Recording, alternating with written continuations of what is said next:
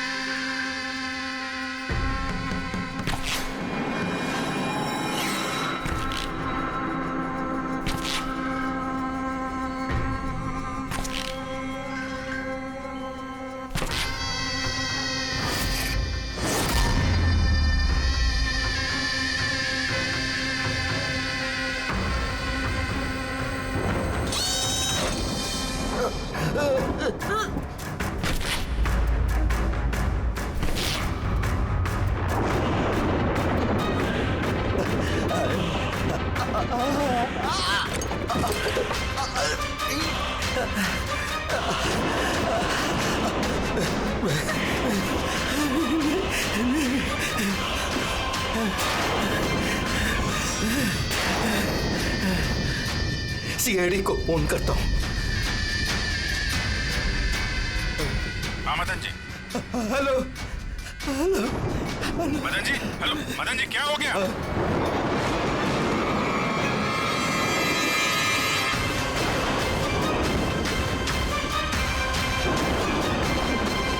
नहीं नहीं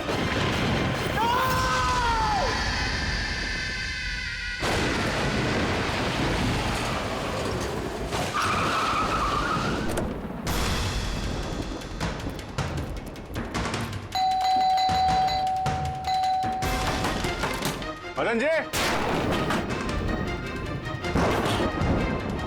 मदन जी, मदन जी, मदन जी,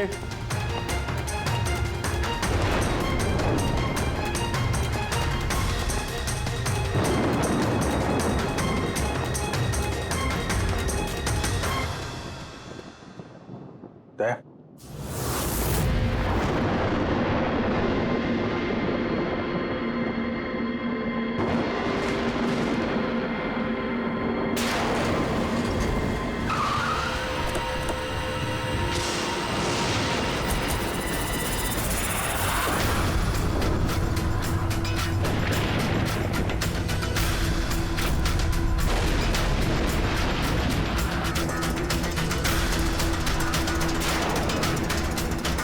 मदन जी,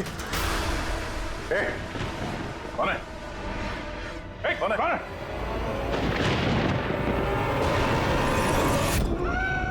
ये क्या?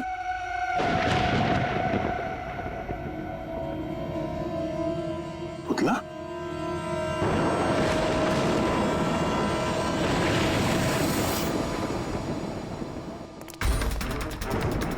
अभिजीत? सर, आने में देर हो गई।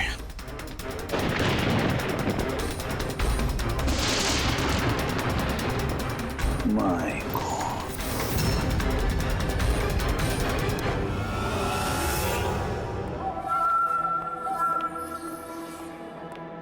ये लीजिए। आराम से, आराम से।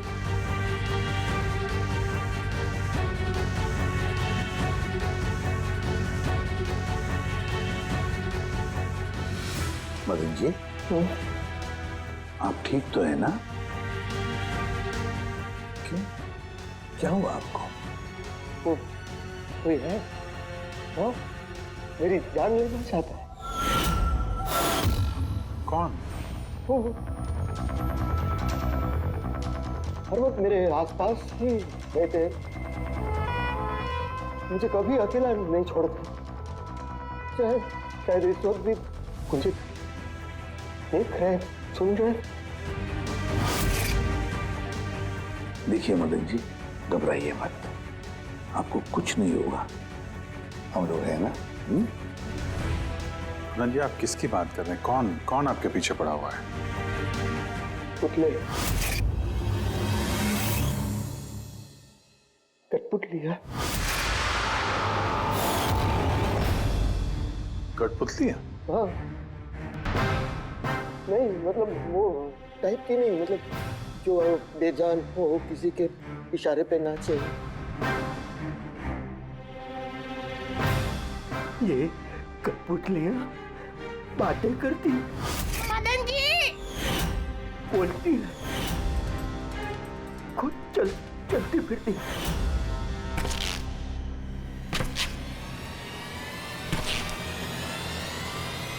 मदन जी, ओ मदन जी। बातें करने वाली कठपुतलियां। हाँ, मैं जानता हूँ आपको मेरी बात का यकीन नहीं होगा, लेकिन बात ये किसी को नहीं होगा।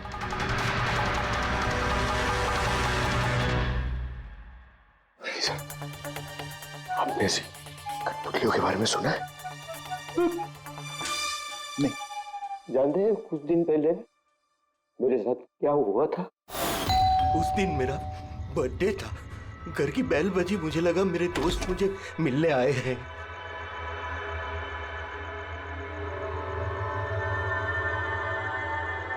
इतनी रात को किसने बेल बजाई होगी?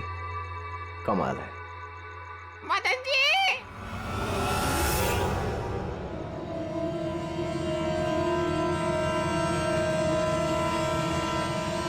कौन? दिखाई नहीं दे रहा, मैं हूँ।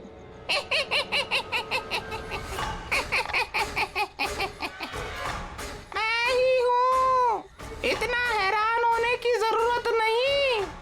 पता है यहाँ मैं क्यों आया हूँ? क्यों?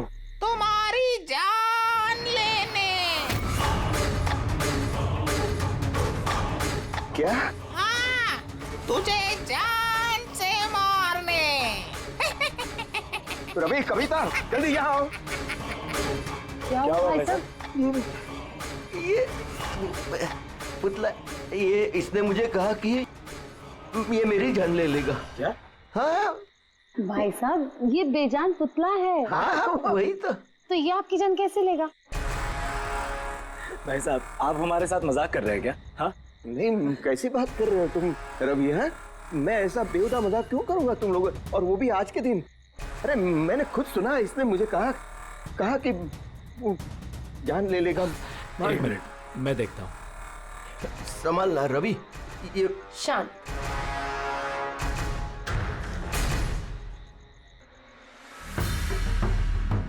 तो भाई साहब, लगता है शायद आपके साथ किसी ने मजाक किया है। इस लकड़ी के पुतले के अंदर किसी ने शायद स्पीकर फिट किया होगा। चेक करो, कहीं स्पीकर होगा।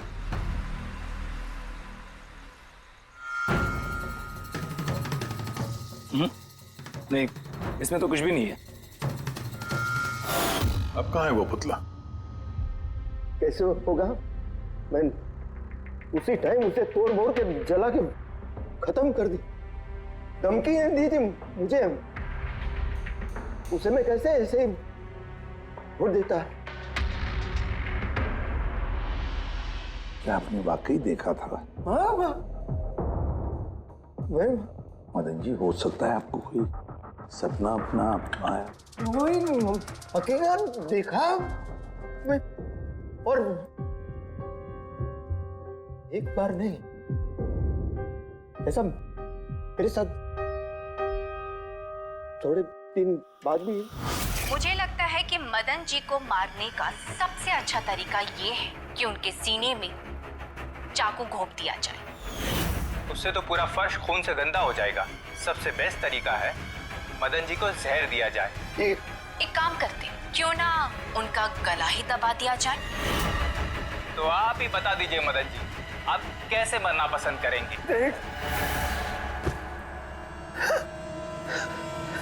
मदन जी,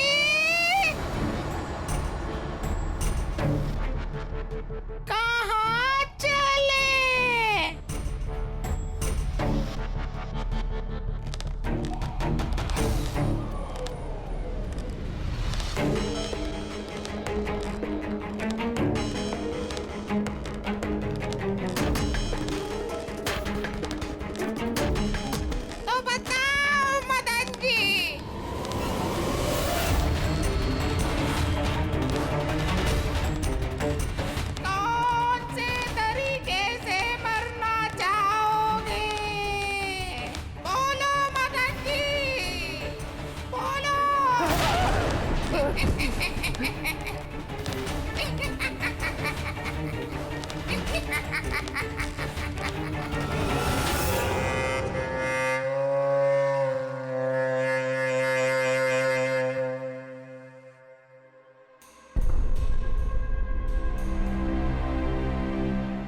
वाकई मदन जी की जान को वाकई खतरा था। सही कह रहे थे, कोई वहम नहीं था। सर मतलब ये मदन जी का खून इस कठपुतली ने किया? क्या बकवास कर रहे हो यार, कठपुतली खून थोड़ी ना कर सकती है। तो फिर खून किसने किया होगा? उसी ने फ्रेडी, उसी ने जो कठपुतली का खेल खेलना जानता है। तो जब हम लोग यहाँ पर आए तब कठपुतली के हाथ में ये चाकू था। सारे सबूत तो इसी की तरफ इशारा कर रहे हैं। खून इसी ने किया है। भैया भैया प्लीज प्लीज ये भैया को। सर इस पुतले ने खुद नहीं किया। एक मिनट, आप लोग कौन हैं? सर मैं कविता हूँ, इनकी पत्नी, और ये मदन भैया है, इनके बड़े भाई, ये रवि है। तो आप लोग अब तक क्या कर रहे थे? कहाँ थे आप? सर आज हमारी मैरिज एनिवर्सरी है, इसलिए हम बाहर डिनर के लिए गए थे। हमने मदन भैया को भी कहा था साथ में आने के लिए, लेकिन उन्होंने मना कर दिया। और ये सब आप कह रही थी कि मदन जी का खून इस पुतले ने नहीं किया? हाँ सर, इस पुतले ने खून नहीं किया। आप जानती हैं खूनी को? मुझे पूरा यकीन है इनका खून शार्दुल ने किया है। वो इनसे बदला लेना चाहता था। ये शार्दुल है कौन? किस बात का बदला लेना चाहता था? शार्दुल एक पेंटाकोलिस्ट और वॉइस ओवर आर्टिस्ट था। मदन भैया और रवि के बड़े भैया अंकुश भैया के बचपन का दोस्त। अंकुश भैया को शार्दुल से बचपन से ही बहुत लगाव था। जब उन्होंने देखा कि शार्दुल जिंदगी में कितनी ठोकरें खा रहा है, तो 5 साल पहले उन्होंने अपना घर शार्दुल को दे दिया ताकि वो वहां से अपना थिएटर ग्रुप चला सके। हालांकि वो लोग कभी अंकुश भैया को किराए के पैसे नहीं दे पाए, मगर अंकुश भैया को इस बात से कभी कोई तकलीफ नहीं हुई, क्योंकि वो जानते थे कि इस कला में इतने पैसे नहीं हैं। शार्दुल और उनके स्टूडेंट्स अंकुश भैया के घर से ही अपनी पेंटाकोलिस्ट की प्रैक्टिस किया करते थे। कठपुतलियों से बातें करवाने की इस कला का घंटों बैठकर रियाज किया करते थे। तो एक चीज तुम लोग अच्छे से समझ जाओ, वेंट्रिलोक्विज्म की कला आसान नहीं है, लेकिन ये इतना भी मुश्किल नहीं है। इस कला को करने की तकनीक इसके नाम में छिपी है। वेंट्रिलोक्विज्म एक लैटिन शब्द है जिसमें वेंटर का मतलब पेट और लोक्वी मतलब बोलना, और वेंट्रिलोक्विज्म मतलब पेट से बोलना। जैसे हेलो गौरव, कैसे हो तुम? फिर एक दिन अंकुश भैया गुजर गए और सब कुछ बदल गया।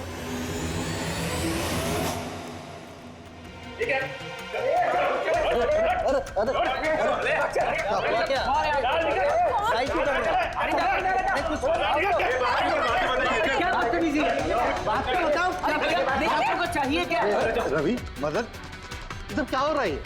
क्या हो रहा है? ये जो इतने वक्त से तुम्हारी मुफ्तखोरी चल रही थी ना, आज से बंद हो रही। हमने यहाँ कोई धर्मशाला नहीं खोल रखी। लेकिन मदन, अंकुश ने तो कहा था। कौन अंकुश? जो मर गया वो जिंदा नहीं है, दुनिया में नहीं है। आज तक उसके तरीके से चलता था, अब मैं हूँ, मेरे तरीके से चलेगा। सुना तुमने? चलो जगह खाली करो। रवि समझा अपने भाई को। वो क्या समझाएगा मुझे? मैं समझता हूँ ना सब कुछ। और अगर यहाँ रहना ही है तो किराया देना पड़ेगा। किराया? हाँ किराया। कितना किराया देना होगा? हमें 4 लाख। 4 लाख? मगर 4 लाख तो हमारे पास नहीं है। नहीं है तो खाली करो, वरना पुलिस को बुला के तुम सबको जेल में भिजवा दूंगा। वहां पर रहने का कोई किराया भी नहीं देना पड़ेगा। मदन, हमें कुछ मोहलत दो।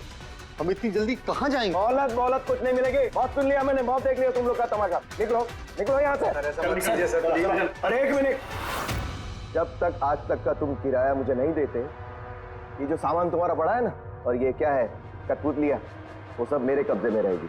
अगर तुम ये भी हमसे छीन लोगे तो हम तुम्हारा किराया कैसे चुकाएंगे? वो मैं नहीं जानता। सर ऐसा मत कीजिए सर, हम आपके सारे पैसे चुका देंगे सर, प्लीज।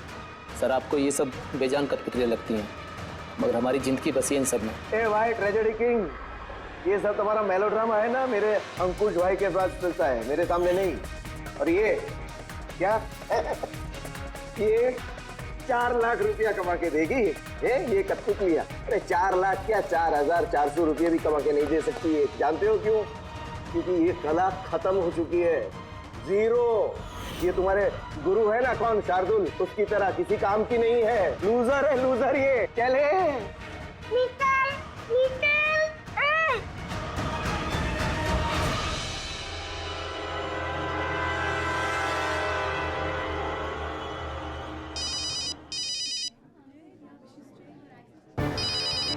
ये भी ना। कौन है भैया? और कौन, शार्दुल। बार बार मुझे इस तरह फोन करके धमकियां देता है। मैं देखता हूँ। मैं आ रहा हूँ तुझे मारने। अब तेरी जिंदगी कुछ ही दिन की मेहमान है। हेलो भैया, मेरे ख्याल से हमें पुलिस के पास जाना चाहिए। पुलिस डिपार्टमेंट में मैं किसी को जानता हूँ, शायद वो हमारी मदद करे। हाँ भैया, मुझे बिल्कुल भी उम्मीद नहीं थी कि शार्दुल इतना सनकी निकलेगा। हमें पुलिस के पास जाना चाहिए। कोई फायदा नहीं, ये शार्दुल अपने मोबाइल से फोन नहीं कर रहा, कोई लैंडलाइन नंबर से कर रहा है। Landline number? मैं पता लगाता हूँ ये नंबर कहाँ का है। क्या ये क्या बोल रहे हो तुम? हाँ सही बोल रहा हूँ, ये नंबर इस हॉस्पिटल के मॉर्ग रूम का है। शार्दुल मुझे मॉर्ग रूम से धमकी भरे फोन क्यों करेगा? इस नंबर से इन लोगों को धमकी भरा कॉल आ रहा है। कल रात को भी आया, आज सुबह भी, लगातार 3 दिनों से आ रहा है। कौन कर रहा है ये कॉल? सर, इस फोन से किसी को भी फोन करने की इजाजत नहीं है। मैं सारा दिन यहीं पे रहता हूँ, इस फोन से किसी ने भी कोई कॉल नहीं किया। तो फिर तुमने किया होगा फोन? साहब मैं क्यों फोन करूंगा, मैं तो आप लोगों को जानता भी नहीं हूँ। हाँ तो हो सकता है तुमने शार्दुल के कहने पे किया हो। क्या नाम दिया आपने? शार्दुल। शार्दुल? ये है शार्दुल, जानते हो इसे? ये आप लोगों को कैसे कॉल कर सकता है? क्यों नहीं कर सकता कॉल?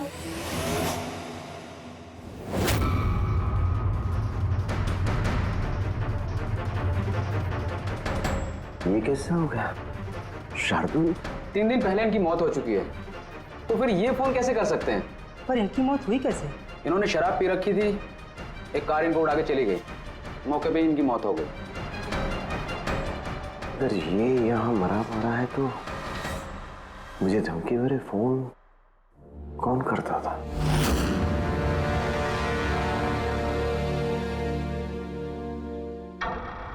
सर, पुलिस रिकॉर्ड के मुताबिक तो ये सारे कॉल्स मौके लैंडलाइन से आए थे। लेकिन मौका फोन लाइन तो कोई इस्तेमाल कर ही नहीं रहा था। ये सब कैसे? पूर्वी, अच्छी तरह से चेक करो, देखो चक्कर क्या है, मामला गड़बड़ है। सर, हाँ?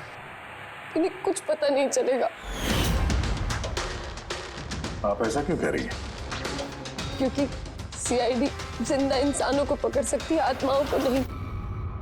और मैं जानती हूँ ये सब शार्दुल की आत्मा ने किया है।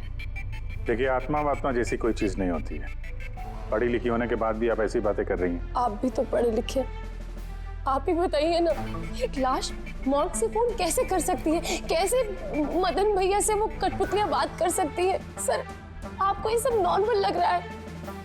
आप लोगों ने भी ऐसा कुछ अनुभव किया जैसे मदन जी ने किया था?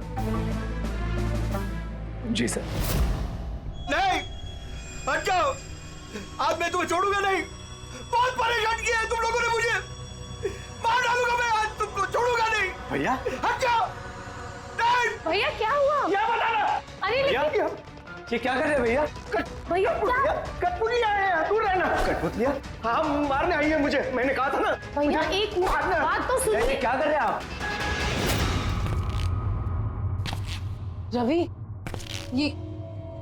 ये आवाज ऊपर से आ रही है। हाँ, लेकिन ऊपर तो कुछ भी नहीं है, बस स्टोर रूम है और एक बंद पड़ा हुआ कमरा है। Store room? हाँ, उस स्टोर रूम में तो मैंने सारी कठपुतलियां बड़े से बक्से में ताला लगा के बंद करके रखी है। कठपुतलियां? क्या वो सारी बाहर आ गई? कैसे? क्या?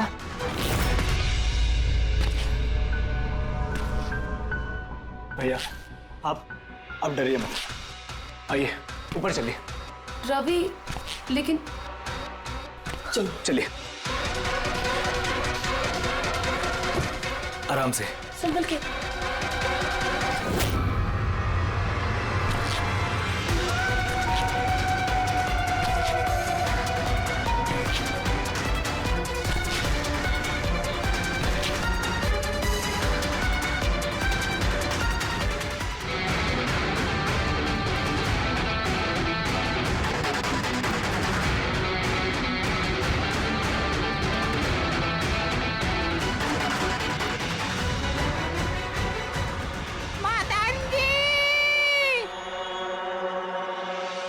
भाई साहब, आवाज इस कमरे से आ रही है।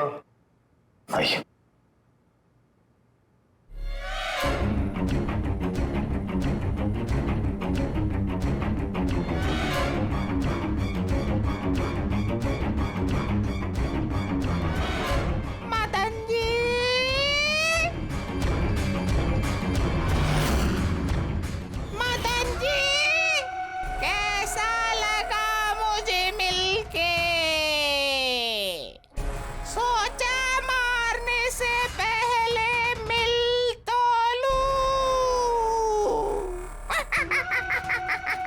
मैंने कहा था बातें करते हैं।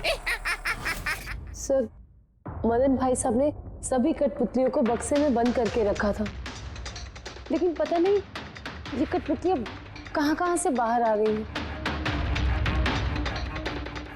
हमें वो बक्सा भी देखना है और वो कमरा भी जहाँ पर लोगों ने वो कठपुतली देखी थी।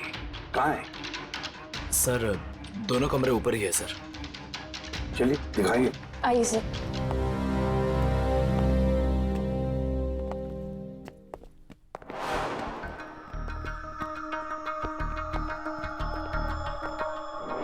सर, पैरों की आवाज हमने कॉरिडोर में सुनी थी और वो पुतला हमने यहाँ इस जगह पर देखा था सर।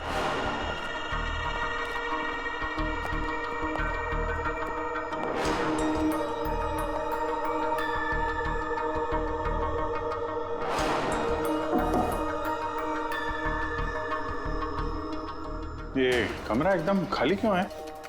सर, मैंने सोचा था कि यहाँ पर ट्रेडमिल और बाइसिकल रखूंगा और थोड़ी एक्सरसाइज करूंगा, पर कभी टाइम ही नहीं मिला।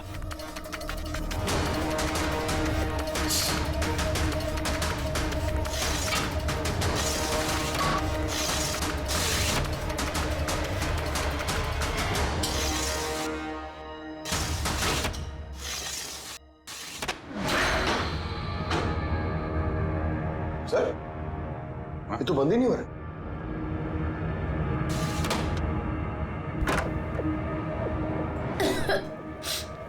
आइए सर। सर, यही वो पेटियां हैं जिनमें कठपुतलियां बंद थी। इधर लाइट ऑन करना। जी।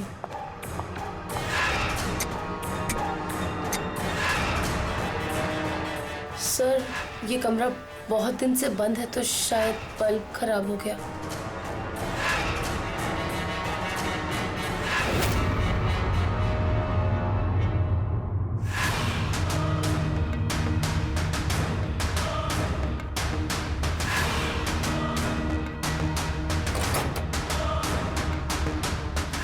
सर, सारे पेटियों पे ताला लगा है।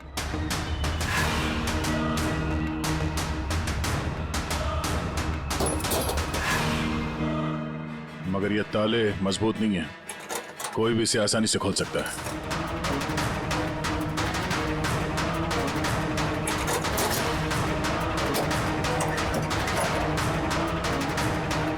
इतने सारे पुतले,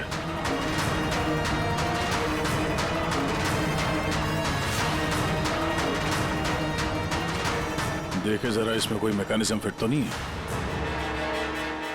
सर, मैं आपसे बोल तो रही हूँ, ये बात नहीं करते हैं। जरूर इसमें शार्दुल की आत्मा आकर बात करती है।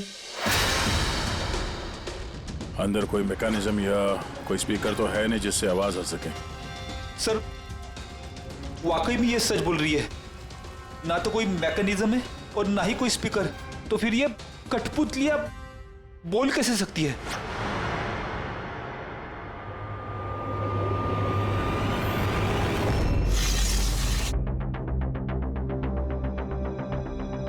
लॉक खराब है? लॉक खराब है सर। यहाँ से तो कोई भी आसानी से अंदर आ सकता है। सीढ़ी वीढ़ी लगाए या बाइक वाइक लगाए तो भी आसानी से ऊपर आ सकते हैं।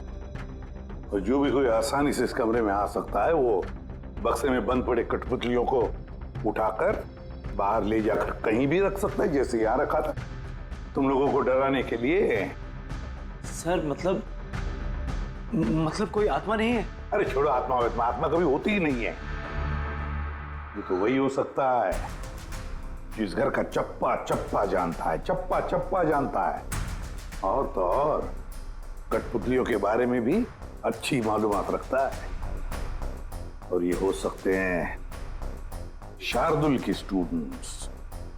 शार्दुल के स्टूडेंट्स पता लगाना पड़ेगा ये शार्दुल के स्टूडेंट्स इस वक्त है कहां और कर क्या रहे हैं। हाय, मेरा नाम है फ्रीडा। मेरा नाम दीपेश। मेरा नाम है तरल। और मेरा नाम है लोचन।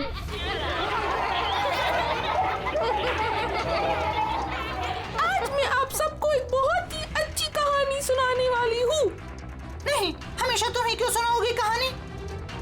अरे, तो इसमें अर्जी क्या है? हाँ, फ्रीडा, तुम्हें हमेशा सबसे अच्छा रोल चाहिए होता है। हाँ दीपेश, तुमने बिल्कुल सही कहा। मेहनत हम करते हैं और फेमस तुम होती हो। तुम्हारी कठपुतली का भी यही कहना है। सर, समझ में नहीं आ रहा सर, ये कठपुतली बात कैसे कर रही है? अरे पंकज, एक कला है आवाज बदलने की कला। इसे कहते हैं वेंट्रिकुलिज्म। बिल्कुल, बात तो यही लोग कर रहे हैं, लेकिन लगता है कि ये आवाज कठपुतली के मुंह से निकल रही है। मगर सर, ये लोग कहाँ बात कर रहे हैं? देखिए ना, इनके तो मुंह भी नहीं चल रहे। देखो, मैं कह रहा हूँ मैं सबसे बेस्ट हूँ। यही तो कला है पंकज, बिना मुंह खोले इतनी साफ आवाज में बात करना। आवाज यहाँ पेट से निकलती है। वो आत्मा भी इसी कला की पैदाइश थी। उन पुतलों ने इसी कला के जरिए मदन जी से बात की थी और वो न्यूज रीडर्स ने भी। मगर सर, ये लोग तो कठपुतलियों को ऐसे हाथ से हिला रहे हैं सर।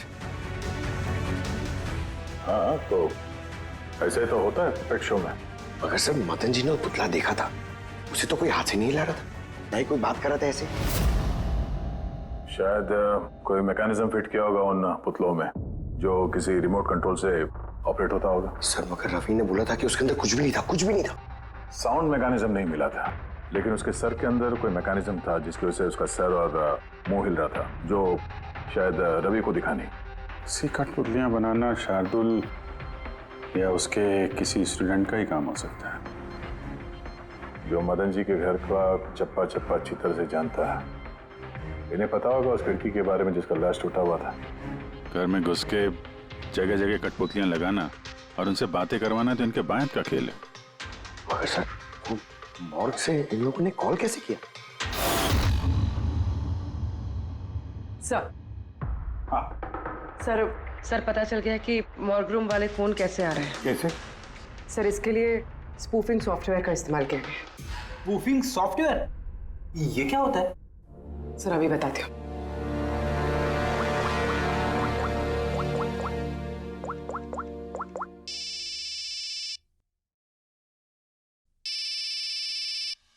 अरे यार, मेरी वाइफ को भी अभी फोन करना था।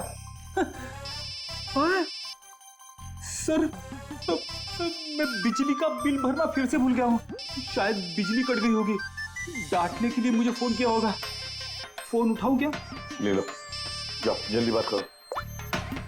हेलो, हाँ, मैं घर आने से पहले बिजली का बिल भर दूंगा। क्या फ्रेडी सर, इस बार बिजली कट ही जाएगी। अरे पूर्वी, तुमने फोन किया? मगर ये तो मेरी वाइफ का फोन नंबर है। पूर्वी, ये कैसे किया? सर, ये तो स्पूफिंग सॉफ्टवेयर का कमाल है। फोन कहीं से भी करो, नंबर वही दिखाओ जो आप चाहते हो। ये सॉफ्टवेयर तुम्हें मिला कहाँ से? सर, साइबर यूनिट से लिया है। सर, इसकी मदद से सिर्फ नंबर ही नहीं बल्कि इंसान अपनी लोकेशन भी गलत बता सकता है। अरे बाप रे सर, ये तो बड़ा खतरनाक सॉफ्टवेयर है। हाँ, खूनी ने मॉर्ग का नंबर इसलिए चुना ताकि हमें लगे कि ये सारा चक्कर शार्दुल की आत्मा का है।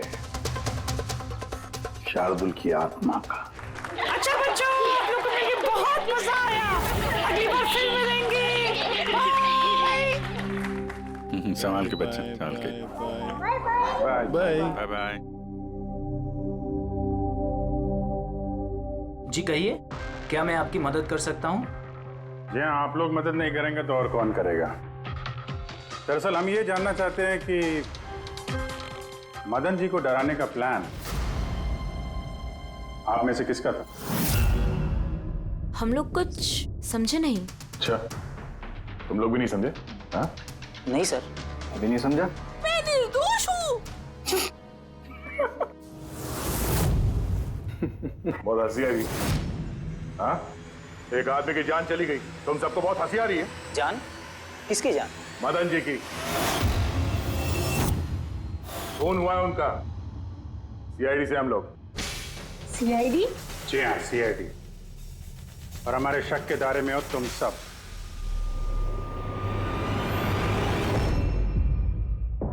कल तुम लोग कहाँ थे? मैं कल अपने दोस्त सलोनी के घर पे था सर। आप उसके घर वालों से पूछ सकते हैं। और तुम कहाँ थे? सर हम, मेरा मतलब लोचन और मैं एक शो के लिए गए थे पुणे। आज सुबह ही लौटे हैं हम। पुणे? कैसे गए थे पुणे? रेडियो कैब से। आई हैव द इंफॉर्मेशन, आप चेक कर सकते हो। ये लीजिए। क्या हुआ? बहुत पसीने छूट रहे हैं तुमको? हाँ? तुम कहाँ थे कल रात? सर वो मैं बताता हूँ। तुम कल रात मदन के घर में थे या नहीं? हाँ था मैं वहां, लेकिन मैंने किसी को नहीं मारा। क्या करने गया था फिर वहां? हाँ? सर हम तो बस मदन को सबक सिखाना चाहते थे। जो कुछ उसने शार्दुल सर के साथ किया वो बहुत गलत किया। और हाँ, आज अगर शार्दुल सर हमारे बीच नहीं है तो वो सिर्फ एक इंसान के कारण, वो है मदन। उनके कारण ही उन्होंने दारू पीना चालू किया और वक्त से पहले गुजर गए। तो तुम लोगों ने सोचा खून के बदले खून? नहीं नहीं सर, हम बस डराना चाहते थे। गौरव का प्लान था ये। हाँ सर, गौरव ने कल रात मुझे फोन करके बुलाया था, तकरीबन 11:30-12 बजे के आसपास। लेकिन मैं थोड़ा लेट हो गया और 12:30 बजे पहुंचा।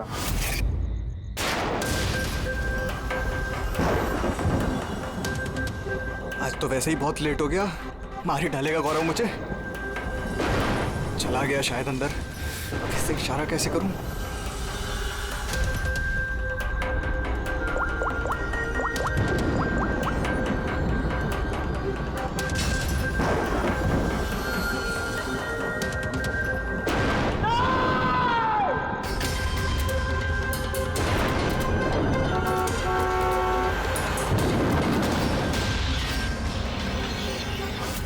गड़बड़ तो हुई ना?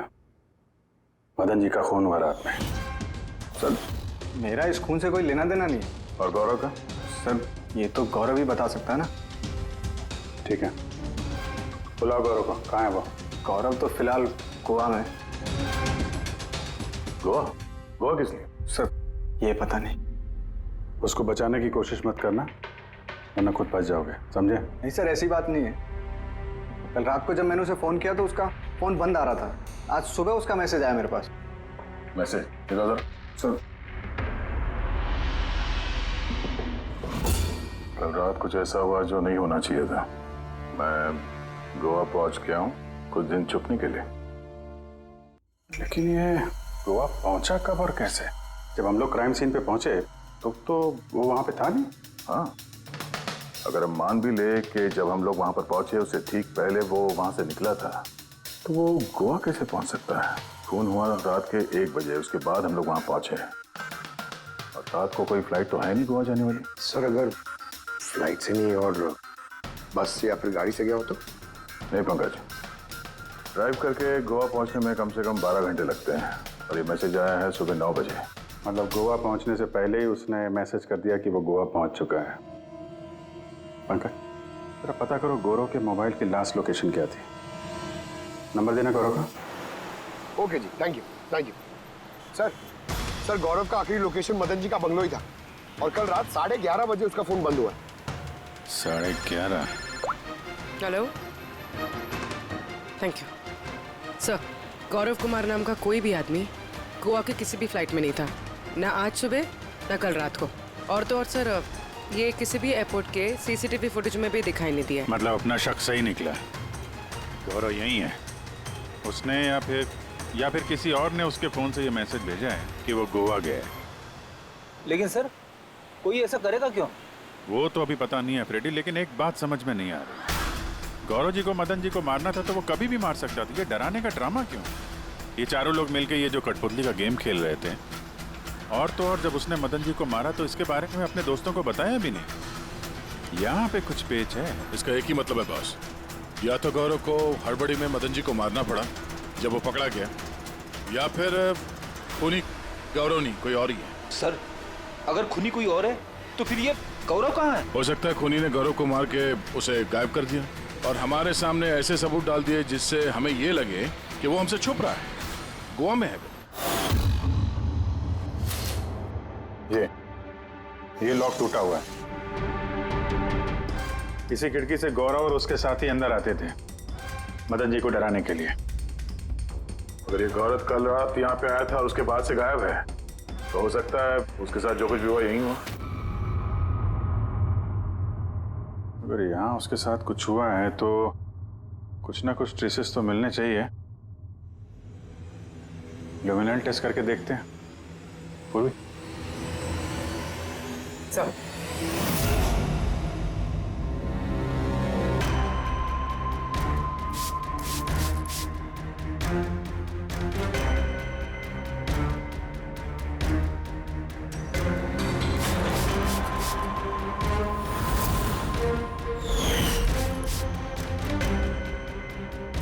सर आपका शक सही था, यहाँ पर तो खून है।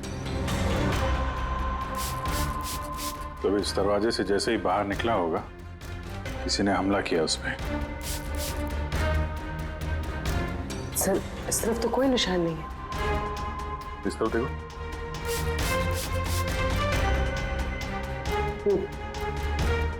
आगे देखो।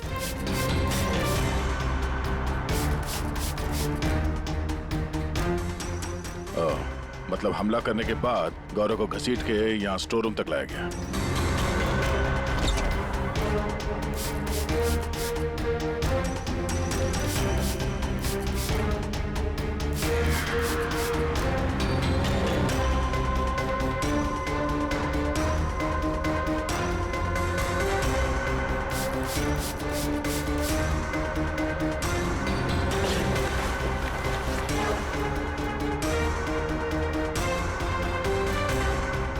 सर खून की बूंदें तो यहाँ तक है, मतलब गौरव को यहीं पर।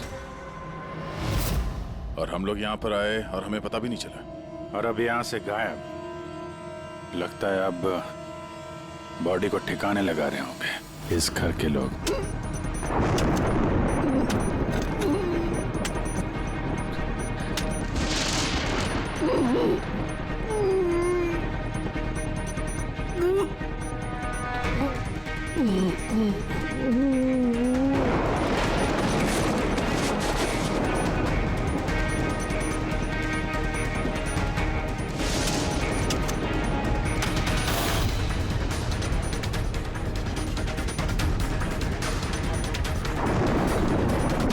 सीआईडी? अरे गोली लग जाएगी, भागेगा। चलो पीछे। सर हाँ जिंदा है। ले जाओ जल्दी हॉस्पिटल। जिंदा दफनाना चाहते थे सर। हाँ लेकिन आपको कैसे पता चला कि हम लोग यहाँ पर हैं? आजकल मोबाइल के जरिए भी मुजरिमों को पकड़ लेते हैं हम लोग।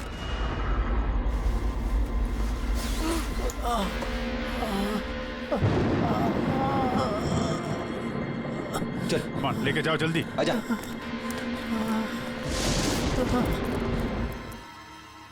उस खुदगर्ज और लालची इंसान का मर जाना ही ठीक था। अंकुश भैया की मौत के बाद मदन भैया अकेले ही सारी प्रॉपर्टी हड़प जाना चाहते थे। हमें क्या मिलता? ठेंगा। हमने ये प्लान तब बनाया जब घर में वो कठपुतलियों वाले हादसे होना शुरू हुए। हम जानते थे सर कि कोई आत्मा वात्मा का चक्कर नहीं है, इसीलिए हम एक रात जागे ताकि इस कठपुतली के राज से पर्दाफाश कर सके। और फिर तुम लोगों ने गौरव को पकड़ लिया। हाँ।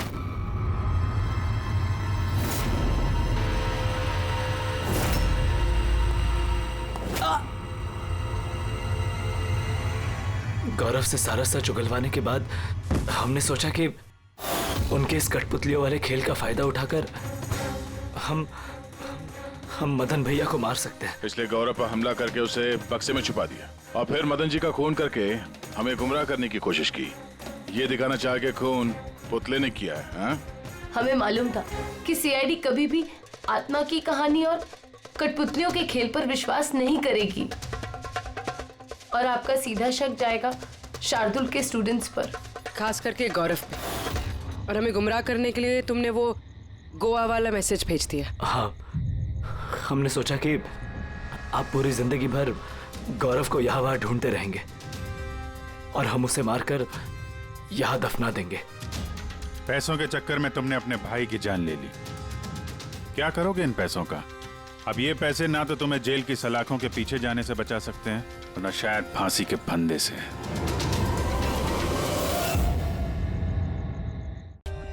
For more updates, subscribe to our channel, click the show links and enjoy watching the videos.